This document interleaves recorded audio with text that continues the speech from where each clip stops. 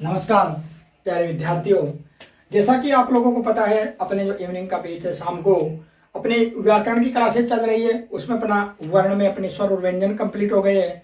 और अपना वैसे तो शब्द में हम लोग संज्ञा पढ़ चुके हैं, संज्ञा के बाद में पढ़ना सर्वनाम था, लेकिन सर्वनाम आप लोग पढ़ते रहते हो, इसीलिए आप लोग हम पहले सबसे बड़ा टॉपिक है संधि, उसे पढ़ेंगे। फिर उसके बाद में सर्वनाम है, विशेषण है, क्रिया है, जो भी है जिस प्रकार व्यवस्थित तरीके से हम पढ़ते चलेंगे।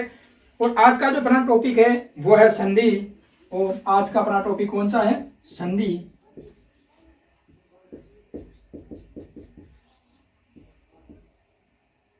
संधि अपना टॉपिक है आज का, संधि। और आज हम इस पे छोटा सा व्याख्यान देंगे। ज्यादा ज्ञान तो है नहीं, लेकिन जो मैंने पढ़ा वो आप लोगों को यहाँ बताऊंगा कि मैंने क्या पढ़ा और कैसे पढ़ा, ताकि जो बहुत सारे हमारे मित्र वो पूछते हैं ना कि गवर्नमेंट जॉब लगने के बाद में क्या पढ़े, कैसे पढ़े, तो ये बता रहे हैं बस यही पढ़ो, ऐसे पढ़ो।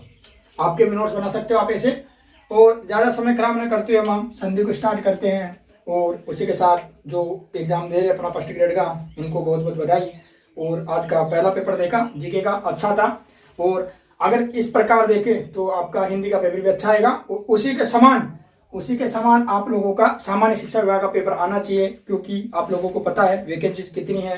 तो हम लोग इसीलिए हर चीज को अच्छे से पढ़ेंगे, हर का एक पढ़ेंगे। क्योंकि मैं एक क्वेश्चन देख रहा था, कोई सर सोल्व करवा रहे थे शायद, और उसमें था लोक देवताओं से क्वेश्चन आया था। कितना बढ़िया क्वेश्चन था, सारी जानकारी थी उसमें कि कैसे प्रकार क्या क्या है, लोक देवताओं के जाते हैं तो क्या अपनी मान्यता होती है, क्या वो मोक्ष के बारे में बताते हैं। अब राजस्थान में, ओल्ड राजस्थान में कोई सा भी टीचर और कोई सी भी कोचिंग हो, जीके पढ़ाने वाली कोई सी भी किताब हो, उसके वैसा तो साहित्य बता रहा होगा, फिर भी चलो किताब में मान ले। लेकिन राजस्थान के ओल्ड टीचर, जितने भी नामी टीचर हैं जो राजस्थान का फर्स्ट ग्रेड पेपर बनाते हैं, वो भले ही झूठ बोल रहे हो कि अपने नोट्सों में चाहे वो क्वेश्चन तो कहीं से नहीं आया, क्योंकि ऐसा कोई पढ़ाता ही नहीं है। क्योंकि किसी को संभावना ही नहीं थी कि ऐसा क्वेश्चन पूछा जा सकता है कि राजस्थान में लोक देवताओं को मोक्ष की यानी मुक्ति की बात करते हैं, हम उनको मान्यता अनुसार जाते हैं नहीं जाते, या तो सीधा गोगा जी, पाबू जी, तेजा जी, रामदेव जी, माता जी, फेरू जी, ये हो गए पंचवीर। इनके बारे में अच्छी जानकारी देते हैं। ये नहीं कह रहा मैं कि आप लोगों को कि अच्छे टीचर नहीं, बहुत सारी अच्छी किताबें हैं, लेकिन वो क्वेश्चन के बारे में बता रहा होगा। उस क्वेश्चन के बारे में कोई भी कहे ना कि अपने नोट्स से अपनी क्लास से आए तो वो गलत झूठ बोल रहे हैं, मानो वो शिक्षक झूठ बोल रहे हैं, और जो झूठ बोलते हैं वो शिक्षक नहीं होती। इसलिए आप लोग पढ़ेंगे संधि। संधि का शाब्दिक अर्थ होता है मेल, कि दो लोगों में क्या कराओ, मेल कराओ, नहीं जैसे उसकी मित्रता कराओ, मित्रता, जिन्हें इनको जोड़ दो ना, जोड़। सर इनको मिलाप भी कहते हैं, एक पिक्चर भी तो देखी थी जिसमें मिलाप प्रोजेक्ट होता है, नाम बताओ देगा तो संधि का अर्थ होता है मेल, मित्रता, जोड़ना, मिलाप, यानी क्या करना, जुड़ाव करना, वो होती है आपकी संधि। संधि है वो सम प्लस धी के योग से बनती है, सम प्लस धी बराबर होती है संधि। और इसमें आप लोगों को पता है कौन सी संधि है, व्यंजन संधि है, व्यंजन संधि है। तो संधि का शाब्दिक अर्थ होता है मेल, मित्रता, जोड़, मिलाप। और संधि सम प्लस धी के योग से बनती है, जिसे क्या कहते हैं हम लोग, संधि कहते हैं। संधि में क्या होता है, संधि में दो वर्ण मिलते हैं और उनमें विकार आता है। संधि में क्या होता है कि दो वर्ण आपस में मिलते हैं और उनमें विकार उत्पन्न होता है, विकार उत्पन्न होता है, वही संधि है। अगर विकार उत्पन्न ना हो तो फिर वो संधि नहीं होकर के संयोग होगा। तो दो वर्ण मिलेंगे और आपस में मिलेंगे और उनमें विकार होगा, वही क्या होगी, संधि होगी। आप लोगों को पता है, लेकिन मान लो कोई राजस्थान का कोई भी स्टूडेंट जो पहली बार तैयारी कर रहा हो, वो हमारी कक्षा से नोट्स बना रहा हो, तो उसके लिए तो हम लोग क्या करेंगे कि पूरा लिखेंगे। तो लिखेंगे, हम परिभाषा लिख लेते हैं नीचे कि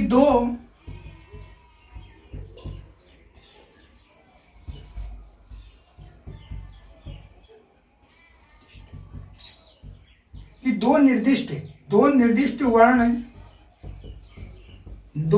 वर्ण आपस में मिलकर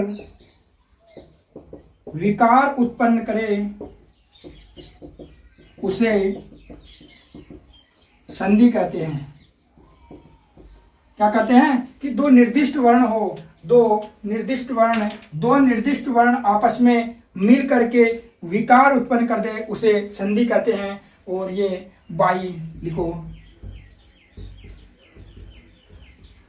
कामता, प्रसाद, गुरु, उनकी परिभाषा है कि दो निर्दिष्ट वर्ण आपस में मिलकर के विकार उत्पन्न कर दे उसे संधि कहते हैं। अगर विकार उत्पन्न ना हो तो फिर उसे संयोग कहते हैं। और अपनी जो सामान्य सी परिभाषा है जो पूरा जगत लिखता है, हम पढ़ते हैं और पढ़ाते हैं, वो लिखेंगे अब इसके बाद में कि संधि की सामान्य परिभाषा क्या होती है। तो संधि की सामान्य परिभाषा, और सामान्य परिभाषा वो होती है, संधि की सामान्य परिभाषा है कि दो वर्णों के सार्थक योग को संधि कहते हैं। दो वर्णों के सार्थक योग को क्या कहते हैं? संधि कहते हैं। जैसे मैं देखो, आप लोग विद्या प्लस आलय, और ये हो गया आपका विद्यालय। तो दो वर्ण हो, सार्थक वर्ण हो और उनका जो योग हो, तो दो वर्णों के योग को क्या कहते हैं? संधि कहते हैं। क्योंकि संधि में किनका योग होता है? वर्णों को योग होता है। तो दो वर्णों का योग हो उन्हें संधि कहते हैं। तो इसे लिखो, दो वर्णों के सार्थक योग को संधि कहते हैं। अगर इनमें बदलाव विकार ना हो तो उन्हें संयोग कहते हैं। तो दो वर्णों के योग के साथ विकार परिवर्तन उत्पन्न होना चाहिए, अन्यथा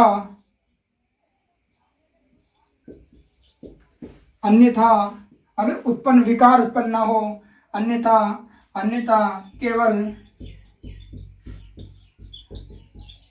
केवल वर्णों का योग तो क्या कहलाता है? संयोग कहलाता है।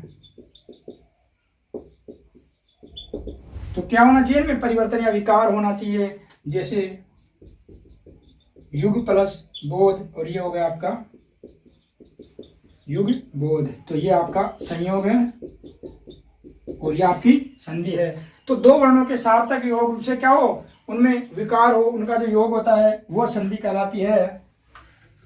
इसके बाद में लिखेंगे हम लोग आगे कि संधि में चार तत्व या चार बातें पाई जाती है। कि संधि, जब हम संधि पढ़ेंगे तो सारी की सारी संधि के अंदर चार ही बातों का, वर्णों के साथ चार ही कार्यक्रम निश्चित होगा। और वो कार्यक्रम होगा तो लिखेंगे कि संधि में चार बातें या तत्व पाए जाते हैं। पहला उसमें है आगम, एक होता है उसमें आदेश, एक होता है इनमें विकार, आगम आदेश विकार नहीं, सॉरी, आगम हो गया, आदेश हो गया। एक होता है इसमें लोप और एक होता है इसमें प्रकृति भाव। ये चार तत्व पाए जाते हैं कि संधि में चार बातें पाई जाती है। आगम होता है, आदेश होता है, लोप होता है और प्रकृति भाव होता है। और पूरी की पूरी संधि पढ़ेंगे तो कहीं पर वर्णों का आगम होगा, कहीं पर आदेश होगा, कहीं पर वर्ण लोप होंगे, तो कहीं पर वैसे के वैसे रह जाएंगे। और यही चार बातों पर पूरी संधि चलेगी। तो हम लिखेंगे पहला कि आगम किसे कहते हैं? तो कि दो वर्णों का योग हो, और उनके मध्य में विकार के कारण तीसरा वर्ण आ जाए, तीसरा वर्ण आ जाए तो वह आगम वर्ण कहलाता है। कौन सा कहलाता है? आगम वर्ण या आगम संधि। एक बात, आगम वर्ण कहलाता है, सीधा लिखो, आगम वर्ण कहलाता है। कि कोई भी दो वर्णों का योग हो और उनमें के मध्य में तीसरा वर्ण आ जाए तो आगम कहलाता है। और आगम मित्रवत होता है, आगम मित्रवत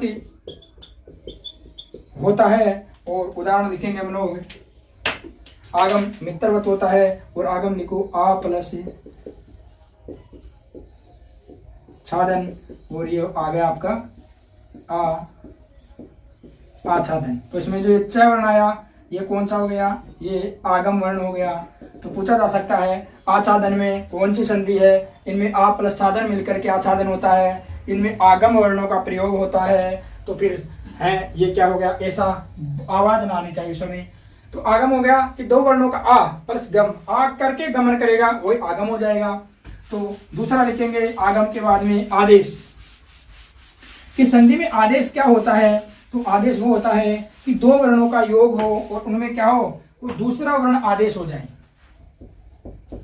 कि दो वर्णों का योग हो और उसमें तीसरा वर्ण आदेश हो जाए या तीसरे वर्ण में वो बदल जाए। तीसरे वर्ण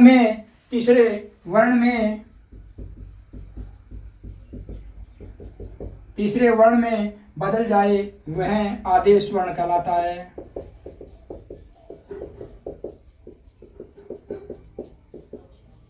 और आदेश शत्रुवत होता है। आदेश शत्रुवत होता है और आगम मित्रवत होता है। और आदेश की संधि लिखो जगत प्लस ईश, और ये आपका जगदीश, तो ये द आदेश हो गया, तय को द आदेश हो गया, ये आपकी आदेश की संधि है। इसके बाद में हम लिखेंगे लोप वर्ण, और जल्दी से स्क्रीनशॉट लो और हम लिखेंगे लोप वर्ण।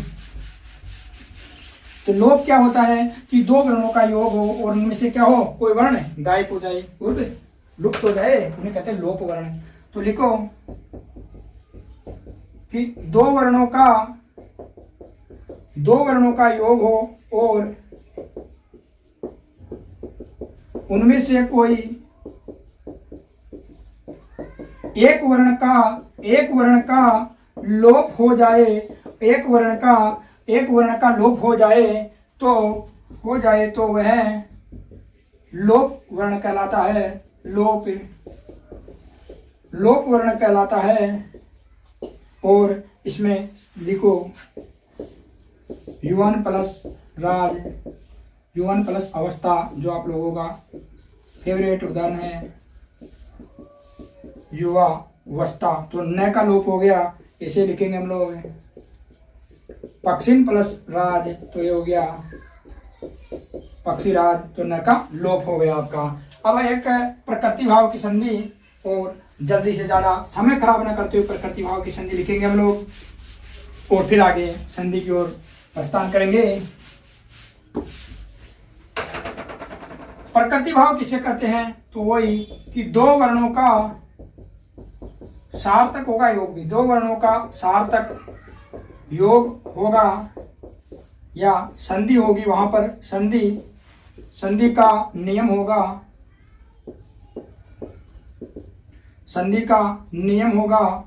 तो दो वर्णों का योग होगा या संधि का नियम होगा, लेकिन वर्ण ज्यों के त्यों, यानी बिना बदलाव के, जैसे के तैसे, ज्यों के त्यों आकर जुड़ जाए, तो वह प्रकृति भाव कहलाता है। प्रकृति भाव कहलाता है। और इसका उदाहरण लिखो सु प्लस अवसर, और ये हो गया सु अवसर। और इसके बाद में हम आगे लिखेंगे कि संधि के बारे में और छोटी मोटी जो जानकारी हम लोगों को होनी चाहिए वो लिखेंगे। और संधि का जो अर्थ क्या होता है, संधि का अर्थ होता है मित्रता और मेल। तो विलोम क्या होगा, संधि का विलोम, तो संधि का विलोम हो जाएगा विग्रह, संधि विग्रह, विच्छेद या विग्रह, तो विग्रह, तो संधि का विलोम, संधि का विलोम होगा विग्रह, या फिर विच्छेद भी लिख सकते हो, लेकिन मुख्य विग्रह होगा। संधि यानी मिलाना और विग्रह यानी अलग करना, तो संधि का विलोम क्या होगा, ये होगा आपका विग्रह। इसके बाद में हम लिखेंगे संधि के प्रकार। और आप लोगों को पता है कि आपकी संधि प्यारी प्यारी 3 प्रकार की होती है, जिसमें से हम पहला प्रकार लिखेंगे स्वर संधि, जिसे कहते हैं अच संधि।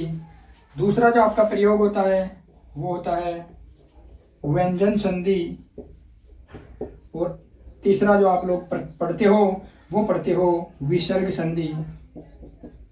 विसर्ग संधि, तो इसको हल संधि भी कर सकते हो आप लोग, क्योंकि व्यंजन को क्या कहते हैं हम लोग, हल। ठीक है, तो ये लिखते हैं। इसके बाद में हम पढ़ते हैं स्वर संधि। और संधि के प्रकार, हमने संधि के बारे में छोटी मोटी जानकारी ली कि संधि क्या होती है। 2 वर्णों का मेल होता है और मेल होकर के क्या होता है, उनमें बदलाव होता है, वह संधि होती है। संधि का विलोम, विग्रह या विच्छेद होता है। संधि में 4 बातें पाई जाती है। और इसके बाद हम संधि के प्रकार पढ़ते हैं। तो स्वर संधि होती है, एक व्यंजन संधि होती है, और एक आपकी प्यारी सी विसर्ग संधि होती है। और इसके बाद में आगे लिखते हैं। तो स्वर संधि की परिभाषा से स्टार्ट करते हैं हम लोग, और स्वर संधि को पूरा जोर दे करके ऐसा पूर्ण करने की कोशिश करेंगे कि मानो कि उदाहरण भी आप लोगों के यहीं से मिल जाए, इतना कोशिश करेंगे। और फिर अगर समय मिला और आप लोगों का अच्छी प्रतिक्रिया रही 10, 20, 50 स्टूडेंट की, क्योंकि एक तो स्टूडेंट में फिर क्या, न तो वो अपना मन रहेगा पढ़ाने का, वो ना आप लोगों का रहेगा। क्योंकि फिर आप लोगों की सबसे पहले ये प्योरी रहती है ना कि किसी वीडियो को देखो तो या तो आप लोगों को भ्रमित करने वाला क्या लगाओ, पोस्टर लगाओ, यानी थंबनेल, या तो आप लोगों को भ्रमित करने वाला लगाओ, या फिर उसमें व्यूज ज्यादा हो तो आप लोग देखो, भले अंदर कोई कचरा हो या अच्छी चीज हो, वो आप लोगों के लिए मैटर नहीं करती। तो ज्यादा समय खराब न करते हुए लिखो स्वर संधि कि स्वर के स्वर के योग को स्वर संधि कहते हैं। स्वर के साथ स्वर के योग को स्वर संधि कहते हैं, या 2 स्वरों का योग हो तो उसे स्वर संधि कहते हैं। और ये सीधी सी परिभाषा है। इसको अगर वो घुमा करके भी देगा तो आप लोगों को ये तो पता ही चल जाएगा इसमें क्या है, स्वर प्लस स्वर बराबर है स्वर संधि। तो लिखो जी भाई साहब सूत्र, ये लो, स्वर प्लस स्वर बराबर स्वर संधि। इसका सीधा सा मतलब ये है कि इधर कितने स्वर होंगे अपने 11, इधर कितने होंगे 11, और इनका योग हो जाएगा स्वर संधि। मतलब कि स्वर के साथ स्वर योग करेगा तो स्वर संधि होगी, और 11 स्वर अपने के साथ साथ इन 11 स्वरों के साथ भी क्या करेंगे, योग करेगा। तो प्रत्येक स्वर अपने और अपने अन्य स्वरों के साथ 10 स्वरों के साथ योग करेगा, वो होगी आप लोगों की स्वर संधि। और स्वर संधि बहुत बड़ी संधि है और बहुत अच्छी संधि है। अगर वो चाहे तो आप लोगों को भी भटका सकता है। अब हम लिखेंगे स्वर संधि के प्रकार। चलो इसका उदाहरण तो लिख ले स्वर संधि का। तो स्वर संधि का उदाहरण है हिम प्लस आलय, और ये हो गया आपका ए प्लस आ, और ये बन गया आपका हिमालय। ये लो जी, स्वर संधि का उदाहरण ले लिया हम लोगों ने, हिमालय। और इसके बाद में हम आगे पढ़ेंगे।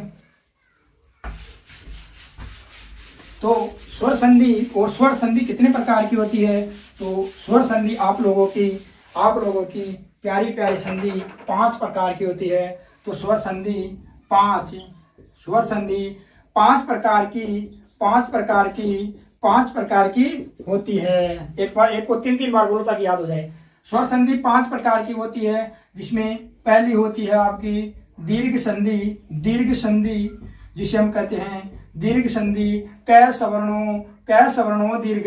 दीर्घ संधि में क्या होता है, क सवर्णों दीर्घ।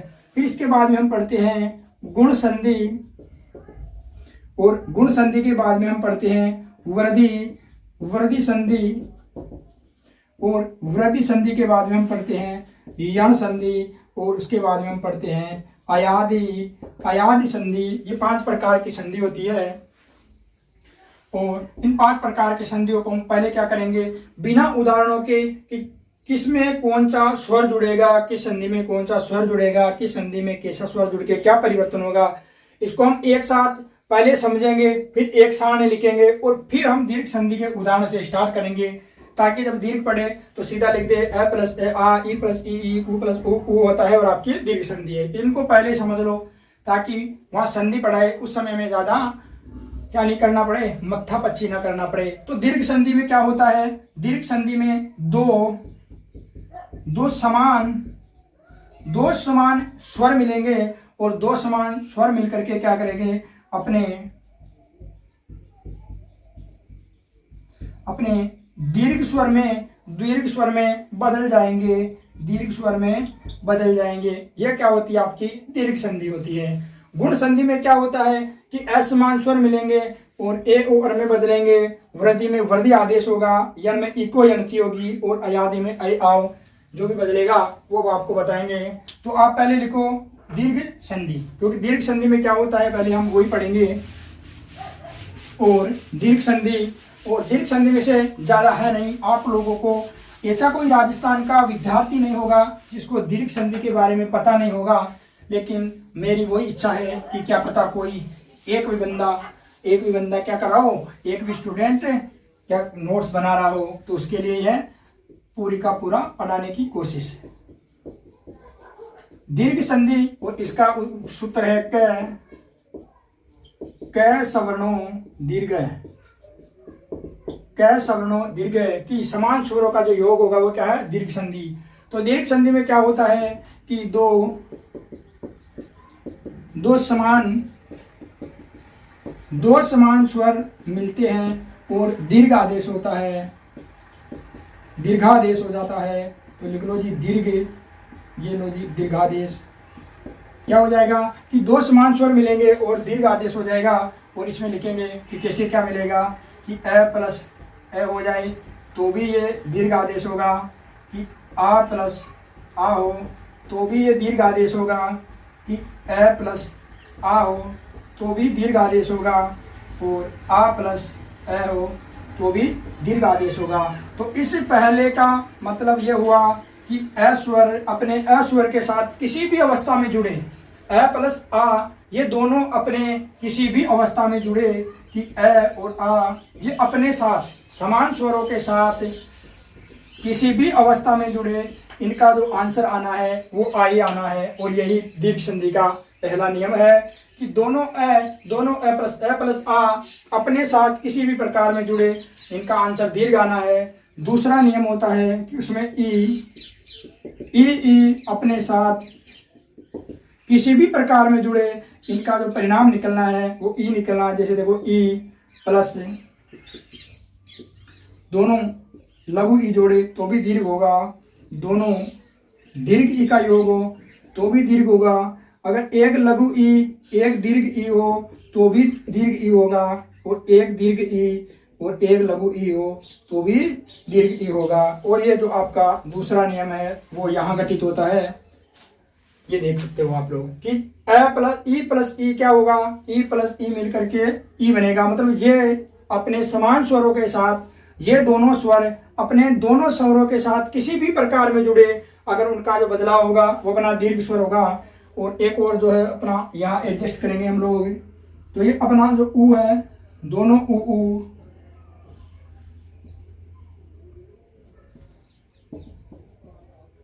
सॉरी ऊ में बदलेगा, शायद 100% दिख रहा होगा, ऐसी आशा है। तो अपने जो ऊ है लघु ई और दीर्घ ऊ, लघु ऊ और दीर्घ ऊ अपने लघु ओ और दीर्घ ऊ के साथ किसी भी प्रकार से मेल हो और अपने दीर्घ ऊ में जो बदल जाएगा वही क्या हो जाएगा, आपका दीर्घ संधि हो जाएगी। तो इसमें होगा जैसे चलो भाई कि लघु ऊ प्लस लघु ऊ मिले तो भी आपका दीर्घ ऊ होगा, कि आपका दीर्घ ऊ मिले तो भी आपका दीर्घ ऊ होगा। एक लघु ऊ और एक दीर्घ ऊ मिले तो भी इनका परिणाम दीर्घ ऊ निकलेगा, और पहले दीर्घ ऊ फिर लघु ऊ मिले तो भी इनका परिणाम दीर्घ ऊ निकलेगा। और ये आपका तीसरा नियम हो गया। और ये क्या संधि है आपकी, यही आपकी दीर्घ संधि है। और इसको अच्छे से छापो जी सर, कितना अच्छा लग रहा है। आप लोग तो इसका स्क्रीनशॉट लेकर के अपने डीपी पे लगाए देना। जो पहली बार पढ़ रहा है उसको तो इससे सरल भाषा में समझाया ही नहीं जा सकता। अब इनका एक एक उदाहरण हम लिखना चाहे तो हम लिख सकते हैं। जैसे इनका हो जाएगा कारा, कारा प्लस आगार, कारा प्लस आगार, कारागार, कारा प्लस आगार, कारा प्लस आगार, कारागार। और देखो पहला आ और दूसरा आ, ये दोनों इनका योग हुआ और अपना बदलाव किस में लाए? दीर्घ में लाए। अगर एक लघु होगा एक दीर्घ होगा तो भी दोनों दीर्घ में बदलेंगे, जो हम उदाहरण देखेंगे उनमें घटित करेंगे। और अब देखो ई का देख लेते हैं हम लोग। देखो कि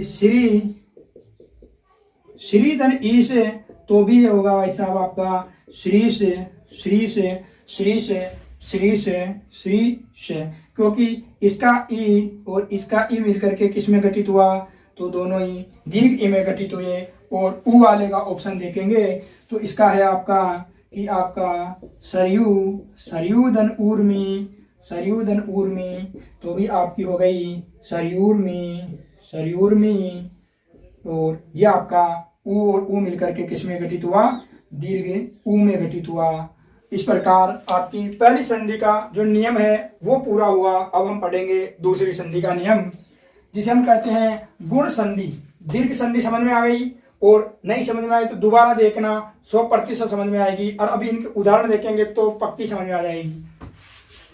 इसके बाद में हम देखेंगे और इसके बाद में हम लिखना चाहेंगे। और लिखना क्या चाहेंगे? हम तो लिखेंगे सर।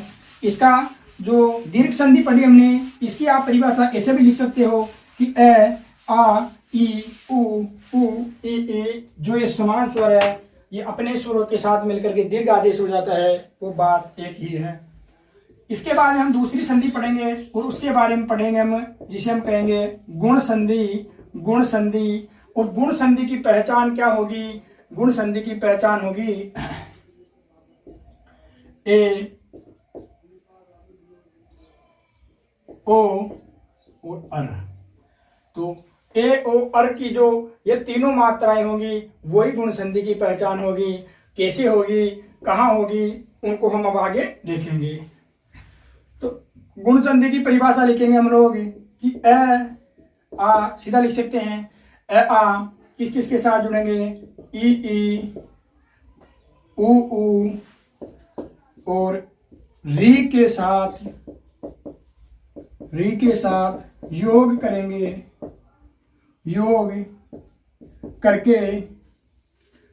करके ई इसमें बदलेगा ए में, तो योग करके ए, ओ, अर। ए, ओ, अर में, ए, ओ, अर में, ए, ओ, अर में परिवर्तित हो जाएंगे, परिवर्तित हो जाते हैं तो फिर इसे गुण संधि कहते हैं। तो इसे गुण संधि कहते हैं कि ए, आ स्वर किसी भी प्रकार से इन तीनों के साथ किसी भी प्रकार से जुड़ जाए। अगर एक तरफ ये दोनों हो और आगे ये दोनों किसी भी स्थिति में हो, किसी भी स्थिति में हो, तो इन दोनों का बनेगा ए, इनका बनेगा ओ और इनका बनेगा अर, जिसे बोलते हैं र। और ये आधा है हलंत है ये। और जब ये परिवर्तन हो जाएगा तो ये परिवर्तन गुण संधि कहलाएगा। और इसकी मात्रा देख लो, ए, ओ, अर इस तरह लगेगी और वो क्या होगी? आपकी गुण संधि होगी। तो इसको भी हम घटाने की कोशिश करेंगे और ज्यादा समय भी नहीं लगेगा इसमें, तो क्योंकि ये छोटी सी संधि है। समझ में आ गया आप लोगों के कि ये दोनों स्वर प्रथम वर्ण का प्रथम शब्द में ये दोनों होंगे और आगे जो ये प्रारंभ का स्वर होगा ये दोनों होंगे। तो इन दोनों का जो बदलाव आएगा वो ए स्वर में आएगा। अब इससे ज्यादा क्या समझाए आप लोगों को कि जो प्रथम पद होगा, प्रथम शब्द होगा, ये प्रथम शब्द होगा, इसका अंतिम पहला जो वर्ण होगा अंतिम वर्ण वो ये दोनों होंगे। और ये जो दूसरा शब्द होगा उसका पहला वर्ण ये दोनों होंगे। तो ये तो होंगे अंतिम में और ये होंगे पहले में। अब समझो कि देख लो ये और ये मिलकर के अगर ए में बदलाव करते हैं, ए में बदल जाते हैं, तो आप लोगों की संधि गुण संधि मानी जाती है। इसके बाद में आप दूसरे नियम में घटाओ तो दूसरे नियम में भी वही है कि ए स्वर आ स्वर मिलकर के किससे मिलेंगे? उ, और उ से मिलकर के ओ में परिवर्तन करेंगे और ये परिवर्तन क्या कहलाएगा? आपका गुण संधि कहलाएगा। तो ये लिखेंगे, देखो प्रथम का ये अंतिम वर्ण, तो इधर से लिखते हैं कि प्रथम शब्द का अंतिम वर्ण प्लस दूसरे शब्द का प्रथम वर्ण। ये लो जी कि प्रथम शब्द का अंतिम वर्ण क्या होगा, ये दोनों स्वर होंगे, और दूसरे शब्द का प्रथम वर्ण क्या होगा, ये दोनों होंगे।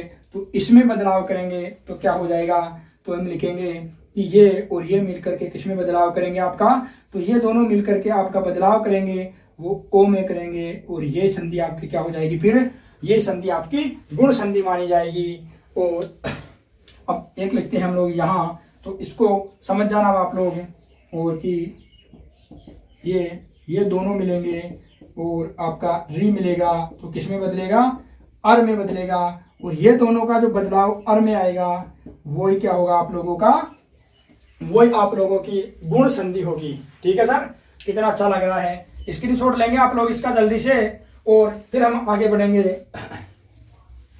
और आप लोग कमेंट करके जरूर बताना कि संधि कैसे लगी, और क्या अगर तरीका अच्छा नहीं हो तो क्या सुधार कर सकते हैं हम लोग, क्योंकि हम इस क्षेत्र में आए रहे ना भी, फिर बाद में देखेंगे आप लोग कि कैसे क्या होता है मामला।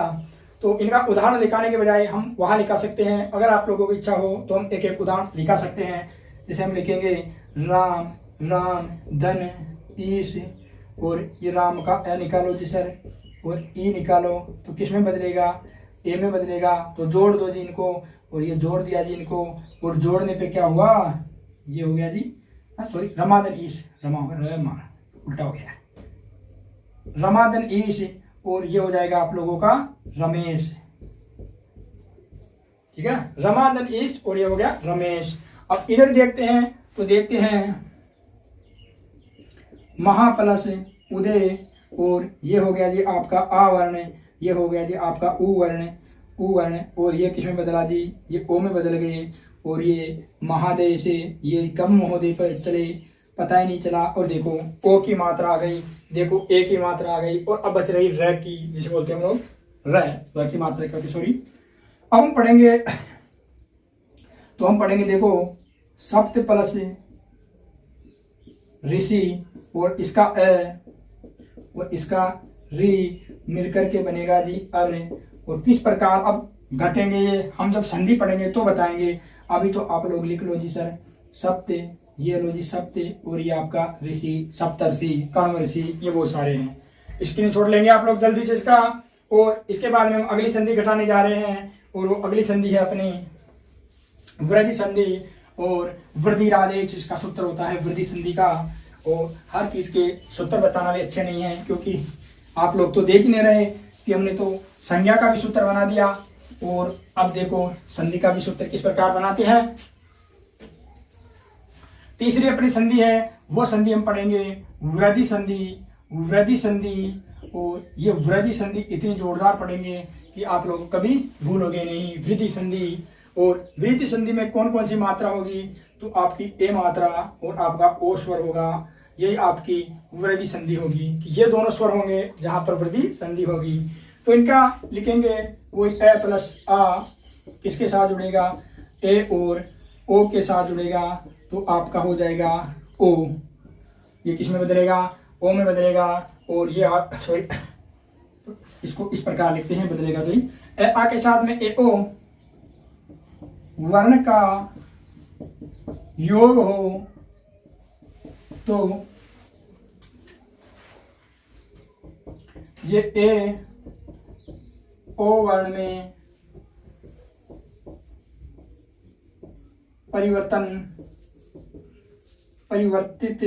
हो जाते हैं, परिवर्तित हो जाते हैं, तो वो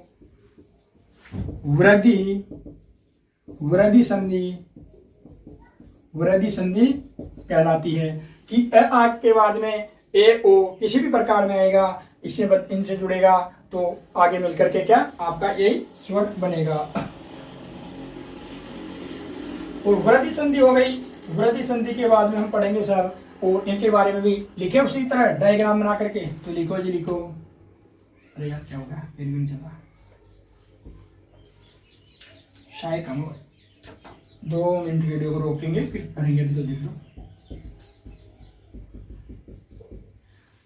देखो ए और आ, इनके बाद में ये किसी भी प्रकार से जुड़े, एक ही जरूरी नहीं है कि वो एक ही ए जुड़े, क्योंकि वो दोनों जुड़ेगा। आप लोग कहीं सोच रहे कि सर ने एक ही लिखा है तो पागल हो गए क्या, मतलब इसका मतलब ये दोनों है,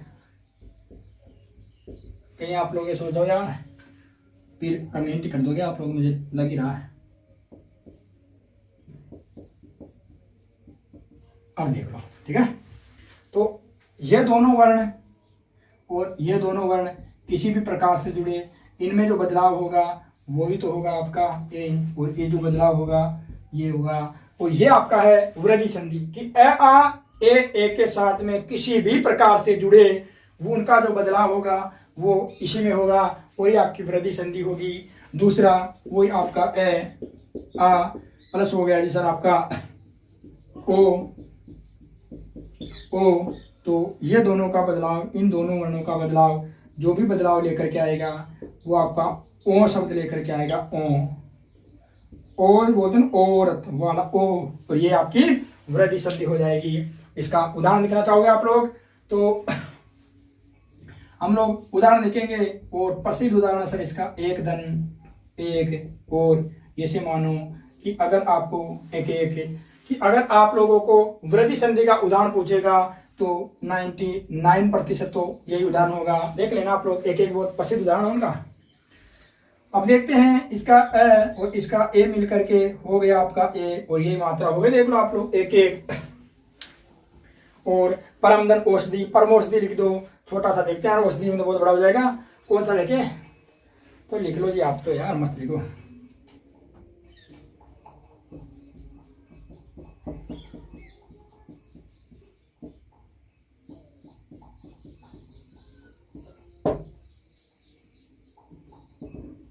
ये लो जी हो गया गंगोज, ये गंगा माँ, ओ माँ बदल गया ओ माँ में, ये सर हो गया आपका वृद्धि संधि। तो ए आ ए में मिलकर के ए बना, ए आ ओ में मिलकर के ओ बनेगा, और ये आपकी वृद्धि संधि होगी। अब ज्यादा समय खराब नहीं करते हुए, क्योंकि आज हमें लग रहा है कि हम कम से कम एक संधि के उदाहरण तो पढ़ेंगे, तो इसीलिए थोड़ा स्पीड करते हैं, क्योंकि कल शाम को भी बातों में लॉन्जाइनस से 1.5 घंटे का खिंच गया।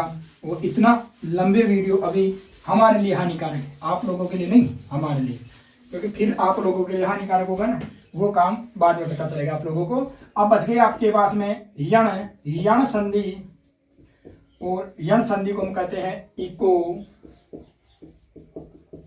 यण से, यानी ये किस में बदलेगी आपकी, ये वो है ल, वैसे ल में बदलती है लेकिन ल संस्कृत में उपयोग होता है। अब देखते हैं कि इसके बाद में क्या हुआ, ई छोटा है बड़ा है, दोनों आपके आंसर। तो ई के बाद में असमान स्वर हो तो ये किस में बदलेगा, य में बदलेगा। उ के बाद में कोई भी समान होगा तो वह में, और री के बाद में कोई भी असमान स्वर होगा तो र में बदलेगा। तो इनकी परिभाषा कैसे बनाएंगे, ई उ और री के बाद कोई भी असमान स्वर, कोई भी असमान स्वर हो तो ई आपका य में, उ व में, और आपका री र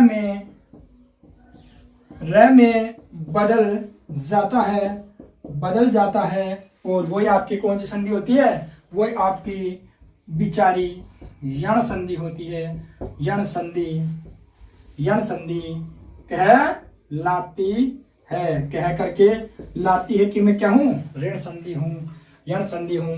ये दो वर्ण, ये वर्ण, इनके बाद में असमान स्वर का मतलब ये है कि ई के बाद में बाकी 9 स्वर बचे, वो कोई सा भी हो, भले उ क्यों ना हो, केवल समान ये नहीं होनी चाहिए, इन दोनों के अलावा कोई सा भी स्वर हो और इसके अलावा कोई सा भी स्वर हो तो ये में बदलेगा, व में बदलेंगे व में, और आपका री र में बदल जाएगा, और यही आपकी संधि यण कहलाएगी, यही आपकी संधि यण संधि कहलाएगी। इसके अलावा और क्या सीधा पढ़ाई आप लोगों को, तो लिखो आप लोग कि ई प्लस असमान स्वर है, असमान स्वर है तो बदलेगा किसमें ये में बदलेगा। लिखो जी आपका ऊ असमान स्वर है किसमें बदलेगा, व में। और आपका री प्लस असमान स्वर है और र में बदलेगा और ये बदलाव यण संधि कहलाएगा, यण संधि कहलाएगा। और यण संधि कहलाएगा तो कहलाएगा, लेकिन हम तो लिखेंगे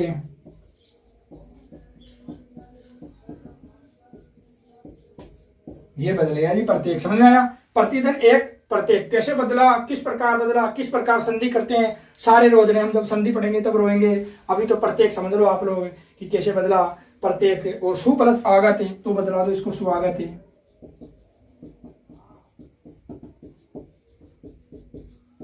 ये रोजना भी हम रोएंगे कि स्वागत में सुआगत हो जाता है, स्वागत में कैसे क्या है, सारे रोजने हम वहां रो लेंगे। अभी तो आप लोग यही करो कि, और ये हो गया आपका। इसका कोई अच्छा सा उदाहरण बताओ, मुझे अभी याद नहीं आ रहा यार। तो हो गया ना उत्तम धन ऋण तो उधर चल जाएगा, वो इधर कौन सा गया, देवदन ऋषि भी देवर से उधर चल जाएगा। देखो जी कितनी खतरनाक बात है, याद ही नहीं आया अभी, तो आगे जब याद आएगा तो देखेंगे। तो यह होती है आपकी यण संधि। यण संधि में क्या होता है, ई उ री के बाद में कोई भी स्वर आएगा तो वो असमान स्वर किसमें बदलेगा, य में, व में और री र में बदल जाएगा। और वो क्या होगा आपका, वही आपका क्या हो जाएगा, आपका यण संधि कहलाएगा कि ई असमान स्वर य में बदल गया, प्रत्येक उ असमान स्वर व में बदल गया, स्वागत और री प्लस असमान स्वर र में बदल जाएगा। और र में बदल जाएगा तो हम क्या करेंगे, इसको हम बदल देंगे। ये आपकी यण संधि है। इसका जल्दी से जल्दी आप लोग स्क्रीनशॉट लोगे और इसके बाद में हम फिर आगे चलेंगे और इसके बाद में हम पढ़ेंगे अपनी प्यारी प्यारी संधि। और वो संधि है आपकी अयादि संधि।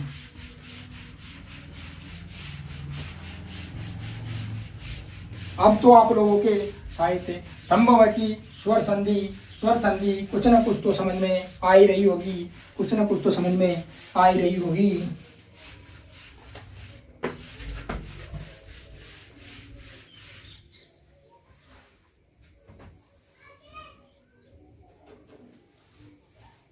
और अब हम लिखते हैं आपकी अयादि संधि।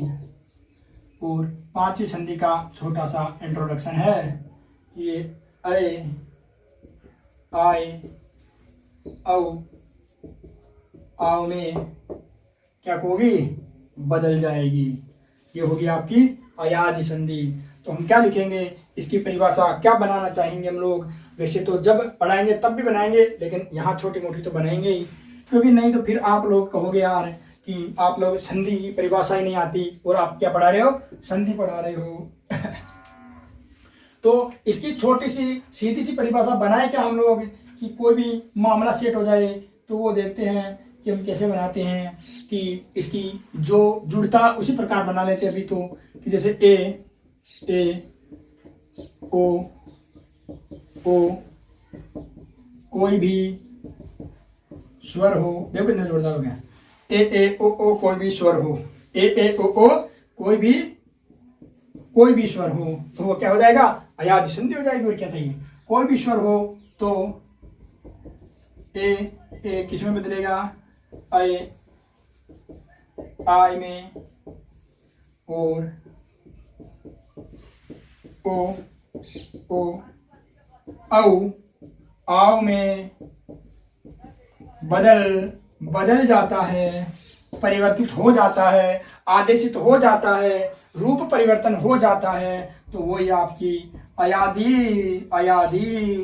अयादि संधि कहलाती है।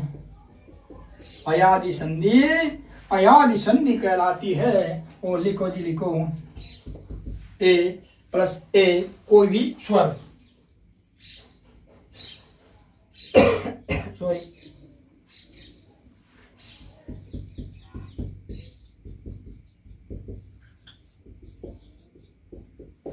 कोई भी स्वर तो बदलो किसमें,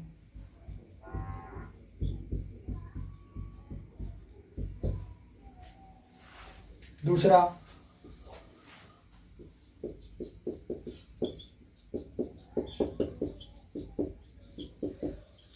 कोई भी ईश्वर बदलो सर।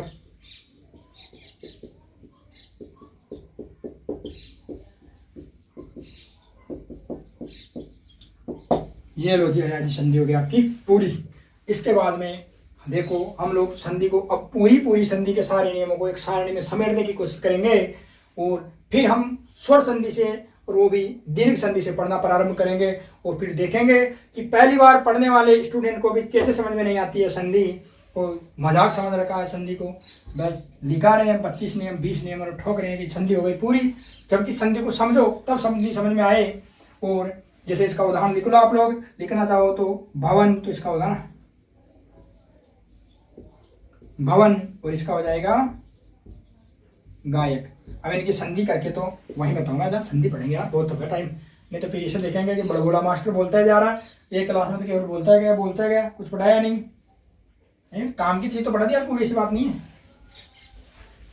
और जब तक अगर आप लोगों को ये फंडा समझ में आ गया, अगर ये 1 घंटे की रामायण आप लोगों ने सुन ली अपने मन को मार करके, क्योंकि फिर तो आप सुनोगे जब अपना अच्छा खासा रुतबा हो जाएगा, लोग पहचानने लग जाएंगे, तब लोग तो आप लोगों को सुनना पड़ेगा। लेकिन अभी तो आप लोग मन मार के सुन लोगे तो आपका कल्याण हो जाएगा।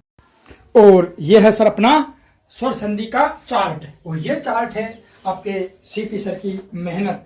वैसे ये कोई भी बना सकता है, वैसे हमारे भी गुरुजी ने बताया, हमने आपको बताया। तो अब आप लोग देख सकते हो कि अ स्वर क्या आ बनेगा, ई बनेगा, ऊ बनेगा, और ये आपकी दीर्घ संधि होगी, और ए ओ और गुण संधि होगी, ए ओ वृद्धि होगी, ये वे रे यण होगी, और ए आई औ आओ आपकी अयादी संधि होगी। जो हमने अपना कम से कम 46 से 45 मिनट का व्याख्यान दिया, उसका सारा का सारा सार ये है। और इससे आपको क्या होगा कि संधि में वो हर बार याद करने की या देखने की जरूरत नहीं होगी कि कहाँ क्या बनेगा, ये सीधा का सीधा अपना सारा का सारा संधि का निचोड़ ये आ गया। और ये आपके छोटे भाई सर मानो तो अच्छी बात है, और कुछ भी बड़ा भाई मानो, कुछ भी मान लो, उनकी क्या है ये मेहनत का नतीजा है। और ये आप लोगों तक देखते हैं कब तक पहुंचता है, जब आप लोगों के पास पहुंचे तभी आप लोग इसको डीपी लगाना, डीपी कि देखो कोई भी है जो अच्छे पढ़ा रहे हैं, ऐसे मानो ठीक ठाक तो लग रहा है। तो इसी के साथ आज की संधि का टॉपिक हम यही समाप्त करते हैं, और फिर कल नए सिरे से और अपनी गुण संधि, उसके बाद दीर्घ संधि, गुण संधि, वृद्धि संधि, यण संधि, अयादी संधि लगभग 2 दिन में जाकर के ये संधियां पूरी करेंगे। क्योंकि इसमें अगर आप लोग कहोगे तो 5-5, 7-7 उदाहरण दे करके तो इनको 1 दिन में पूरा कर देंगे, और अगर ठीक ठाक उदाहरण देंगे तो लगभग ये है कि आधा और एक यानी लगभग 1.5 घंटा लगेगा। तो 2 क्लास तो इसमें पूरी करनी ही पड़ेगी हमको, तब जाकर के अच्छा समझ में आएगा। और इसी के साथ आज की क्लास को यहीं विराम देते हैं, और जो कल अपना जो पेपर होगा हिंदी का उसको भी सोल्व करेंगे। वैसे तो हमने 4-5 टॉपिक ही देखो, 2-3 तो कहानियां पढ़ी थी, और 2 टॉपिक प्लेटो, अरस्तु, लॉन्जाइनस पढ़ लिया हम लोगों ने। और ये शब्द है, स्वर है, वर्ण है, इनसे देखते हैं कितना मिलता है, और फिर आपको बताते हैं। पेपर सोल्व जरूर कराएंगे हिंदी का, और देखेंगे कि कैसा पेपर आया है। वैसे फर्स्ट पेपर बहुत अच्छा आया था जीके वाला, और ये भी अच्छा आएगा। और ये मानो कि जो आपका सामान्य शिक्षा विभाग का पेपर होगा वो भी लेवल का आएगा। जो डायरेक्ट रचना और रचनाकार पढ़ाते हैं अब की बार उनकी सिट्टी बिट्टी गुल होगी, जो डायरेक्ट संधि का नियम समझाते हैं उनकी सिट्टी बिट्टी गुल होगी, क्योंकि अब की बार पेपर अच्छा आएगा। सीट कम है और सीटें कम है, तो 100% है कि पेपर अच्छा आने पर ही आपकी जो मेरिट है वो बैलेंस रहेगी, नहीं तो फिर वो अनबैलेंस हो जाएगी। इसीलिए ज़्यादा समय खराब न करते हुए आज के लिए इतना ही, और इसको एक बार फिर स्क्रीनशॉट लेंगे आप लोग। और आपका चैनल है, ये अपना नाम है हिंदी सीपी सर, ये आपका टेलीग्राम है, ये आपका क्या है यूट्यूब चैनल है, और अपना इंस्टाग्राम है, इंस्टा आईडी यानी इंस्टा आईडी, इंस्टा आईडी है ना अपनी इंस्टा आईडी। अच्छा लगेगा नहीं लगेगा, अच्छा लिखता हूँ मैं। वो है अपनी @DRDR डॉक्टर CPJATVA,